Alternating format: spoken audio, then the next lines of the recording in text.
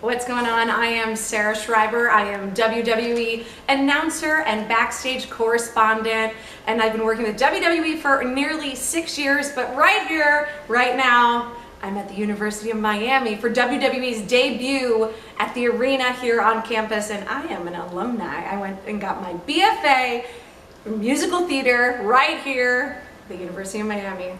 Go Canes. Sarah's got the green. She's got the green growing. I mean, a Jill of all trades. Yes. What a pro's pro. It's always cool seeing her at work because she makes things look so easy, whether she's hosting shows, ring announcing, doing interviews, whatever it is. She just does a great job. And it's interesting because, tell us, you mentioned you're a UM alum. So here you are.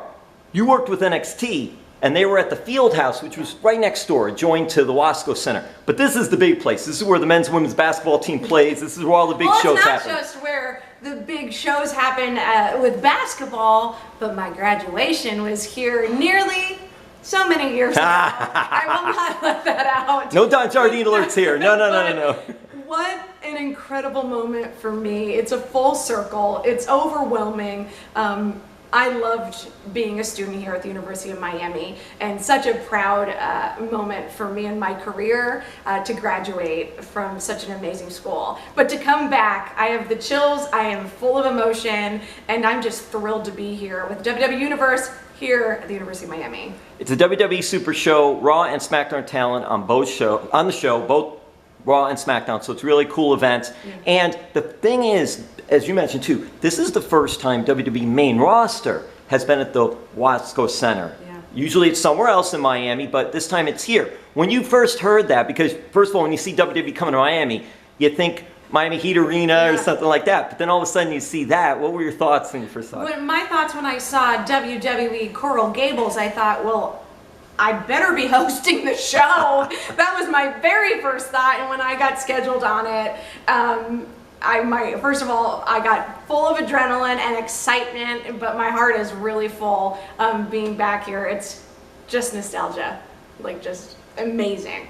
What kind of memories does it bring back for you, your University of Miami days? My memories, I literally texted my family today. I said, University of Miami equals happiest place on earth for me. Some people might choose Disney, but I'm choosing the best 4 years of my life right here at the University of Miami.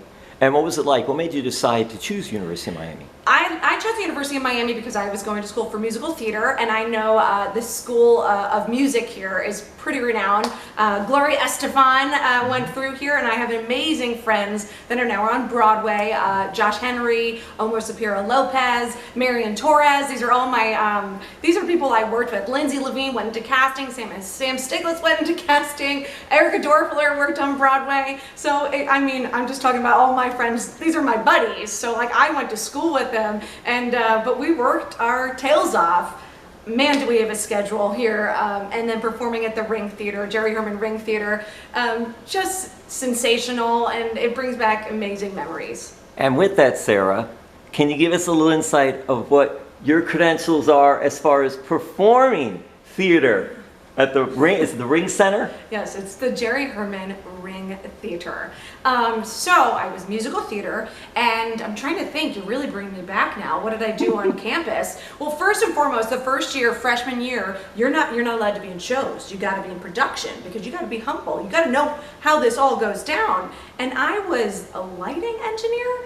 So they would just put up a ladder and be like, Sarah, just go up there and maybe change a light bulb or something. Or there was one time I was running sound on like a really serious play, and I was the operator on board, and like the difference between changing cues was just like a space bar touch, and I may have jumped a cue. But I think everyone's forgotten about it. So I think I was able to get it back real quick. But that was my first year. And then there's just so many amazing memories. Like the bonds that you make in theater and on stage are just like WWE. We are on the road all the time. And that's why I grew to love WWE so incredibly much. Is that actually it's Shakespeare and Gladiator in one. And that's what I know. It's what I grew up on. So was one of the goals, though, winning a Tony Award? You know, I think so. I mean, I grew up right outside New York City, 10 miles outside in Nutley, New Jersey. Grew up, I sang at Lincoln Center, Carnegie Hall. I sang at Disney, which, but I did a lot of things within performance. But I also worked in TV. I was live on David Letterman on Ed Sullivan Theater. I got to perform there. I did stuff with Marvel's Agent Carter. So you just never know what your career is going to be, how your story is going to be told. You can make all the plans, but you gotta you can keep pounding on the door, but certain doors just open, and you gotta jump in and go for it. And look at me right now; it's full circle. And if that's not fate, I don't know what is. It's just amazing, Yeah. and to see that and all, and what you've been able to do. And I'm curious though too with that, because what made you decide then WWE and give this a shot? Because it is a lot of what you said in theater and performance, Absolutely. but there is a lot more too. What was it like for you, and what has this opportunity done for you? Yeah, so I start from where I went from New York, Miami, New York, LA, and then back down to Florida. And I never expected to be back here in Florida, but I had a jewelry network that brought me to South Florida. Then I started working with HSN, and at that point I actually met another theater lover, Mike Rome, and we connected the dots, and that's kind of how I connected with WWE. And it's wild that I think a lot of people don't realize how connected theater and WWE really are. It's a theatrical experience, it's sports entertainment. And like I said, we are on the road with people that are just as passionate and driven and full of complete love for what they do. And that's exactly where I grew up in with theater. So it was literally a perfect relationship with me and WWE. And I've traveled the world. We're going to India in September. I've taken my mom to our shows in Paris, and it was the arena was shaking with excitement. It gets, and in that moment, I had this one moment where in Paris, and I looked up at the arena and I said the thank you at the end of the night, and I got a thank you Sarah chant, and there was this moment of pure emotion that I was about to start crying, and I was like, no, we got to pound through. We're going straight through. We got to go to the main event. It's not about me. It's about the stars that I'm here for, the WWE superstars. But that was a very impactful, emotional moment for me. And this is interesting with WWE superstars and talent, in the fact that you see someone like Alicia Taylor, and she's just going nuts on the drums, the talent. Lillian Garcia, former ring announcer, and with singing and all. And I'm curious, has that ever crossed your mind of bringing that element into it? Yeah, I mean, I think there's always opportunities. I think there's nothing like having a theatrical background for performance in general, to have the excitement, enthusiasm to make an arena like this, nearly 8,000, 9,000 people. When we go to these stadiums, the amount of people that are there, you better have the energy and excitement and star power or charisma to be able to fill these spaces. But as of right now, actually, I'm continuing my education. I am now in grad school, and I'm going for TV and media management. Don't tell the University of Miami, but I am going to Drexel. You didn't say Gators, you didn't say Seminoles. It's okay. It's okay. So it's a dragon and an ibis, and they both have wings. One just does fire, and one just survives the hurricanes. And Sarah, so you told us about some of the things you've been doing internationally and all. What are your main goals? What are your main duties nowadays? So with WWE, I have been doing more of the live events, so traveling a lot with them. I'm incredibly active in our WWE community events, which have been some of the most fulfilling moments of my career, working with Make-A-Wish, Special Olympics, the Boys and Girls Club. I'll be heading into SummerSlam this week and working with community champions and rooting on the people of all these different towns we go to, these nonprofits that are changing the world in each one of their cities firsthand, and seeing the impact that they have. And we're there to celebrate them. And that's been a really big, wonderful moment in my career, of looking at the people that are really keeping us going. And that's what those people are doing, and they're changing the world. And speaking of changing the world, WWE brings so many smiles to so many faces.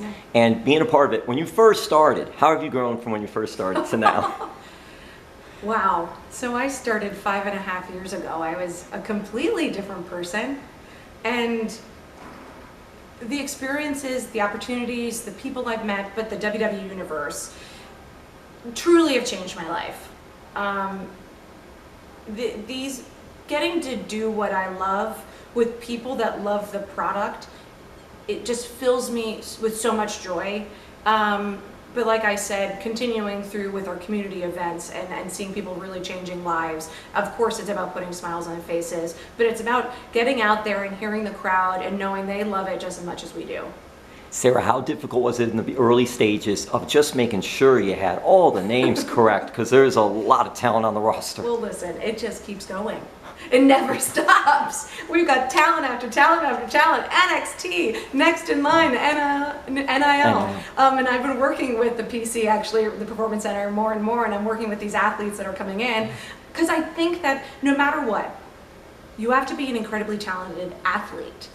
But to become a performer, that's why we look at The Rock, we look at John Cena, we look at Becky, we look at Seth, we look at, you know, so many of our performers. It's not just about what you do in ring, it's about that performance. So I've been working with a lot of our athletes, the new ones coming in, the new talent with performance and acting, which has been really great. And that comes from the University of Miami, education.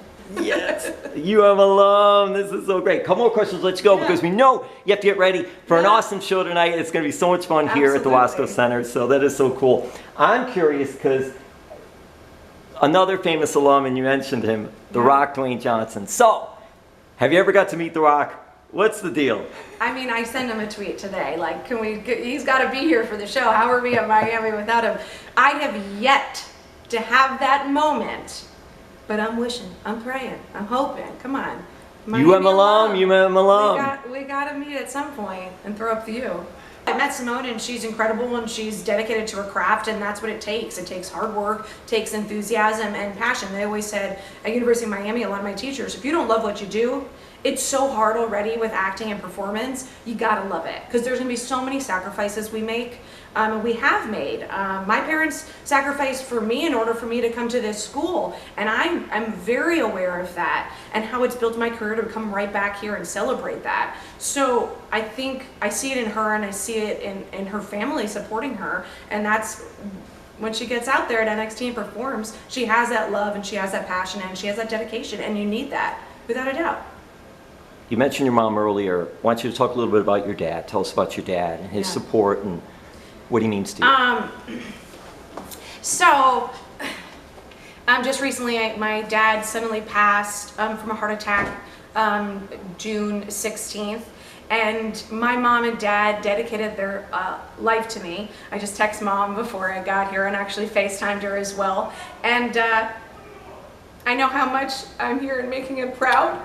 And I'm here because of them, and I'm definitely here because of him.